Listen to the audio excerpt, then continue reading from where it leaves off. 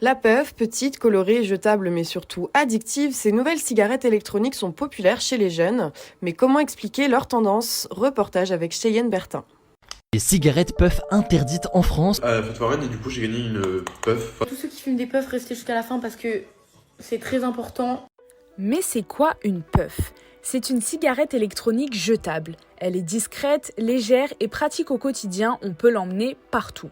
La puff est parfumée avec plusieurs saveurs fruitées et condensée dans un liquide chimique aromatisé. Puff signifie une bouffée en français.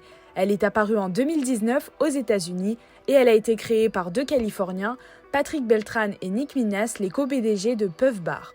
Mais la tendance a été propulsée en France via TikTok et via nos voisins espagnols qui l'utilisaient déjà beaucoup. Niveau saveur, vous êtes servi. Fruits rouges, mangue, fraises, raisins, ananas, pêche glacée, marshmallow, Coca-Cola et j'en passe, il y a de quoi être addict. Pourtant, la puff n'est pas sans danger. D'après le pneumologue Frédéric Le Guillou, la dépendance à la nicotine est importante. 28% des jeunes ont commencé leur initiation à la nicotine à travers ce produit et 17% d'entre eux ont continué à fumer sous différentes formes. J'ai interrogé Alan Mansour, un fumeur quotidien qui nous explique pourquoi il fume la puff. Alors moi je fume surtout quand je suis au travail, à mes pauses, quand je me retrouve avec mes collègues. Et c'est vraiment quelque chose qui est portatif, on peut le fumer n'importe quand et ça j'aime beaucoup. Et ce qui me plaît aussi c'est qu'il y a vraiment une grande variété de goûts et un dosage de nicotine qui est différent. Un des autres avantages de la puff, elle est facile à trouver. En bureau de tabac, en grande distribution et aujourd'hui de plus en plus de consommateurs peuvent s'en procurer en ligne via Snapchat.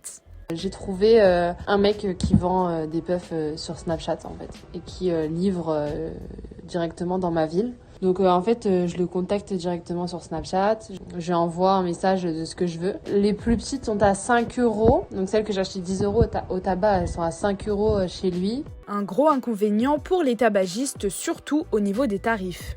Et vu qu'ils n'ont pas de charges à payer, de loyer, d'URSSAF, de TVA, tout ça, c'est-à-dire eux, ils peuvent se permettre de casser les prix. Le succès de la puff touche aussi une grande partie des jeunes mineurs. La vente via Snapchat est donc un avantage pour eux, c'est moins cher et surtout ils peuvent se la procurer facilement. Alors que même si certains dévient à la règle, pour un tabagiste c'est refus obligatoire. Au niveau des mineurs, j'ai une forte demande. Aujourd'hui, ça pose problème. La Confédération des buralistes demande l'exclusivité de la commercialisation des cigarettes électroniques jetables. Le mardi 26 octobre, l'Alliance contre le tabac a réclamé une interdiction immédiate de la puff. Depuis, une proposition de loi a été déposée à l'Assemblée nationale. Une suite est attendue prochainement.